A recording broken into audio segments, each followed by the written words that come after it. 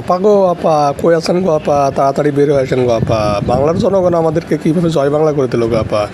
এই দুটা ছাত্র পোলা, 20 বছর বয়স হয় না, এদের কাছে আমরা জয় বাংলা হয়ে গেলাম গো আপা। কিছু একটা করেন আপা, কিছু একটা করেন। আর তো বাঁচে না আপা, লজ্জায় মাথা কাটা গেল আপা। এমন করে বলিস না কাদের, এই বুদ্ধির জন্য তোদেরকে আমি মন্ত্রী বানাইছি। নানক, সেলিম, ওরা কোথায়? পীর সাহেব কোথায় আছে? ওদেরকে ডাক, সবাই আমরা একসাথে ভারতে যাই, ওইখানে আমাদের মোদী সাহেবের সাথে বসে সিদ্ধান্ত নিতে হবে। এত তাড়াতাড়ি আমরা ছেড়ে দেবো না, আমাদের 41 সাল পর্যন্ত থাকতে হবে রে কাদের।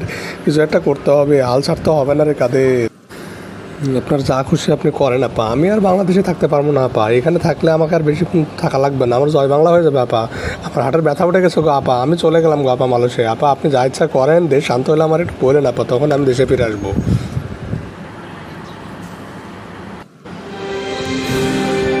ওরে কাঁদে রে আমার পদ্মা ব্রিজের কি হবে রে, আমার কর্ণফুলী টানেল, আমি তো একদিনও এইসবে যাইতে পারলাম না রে কাঁদে।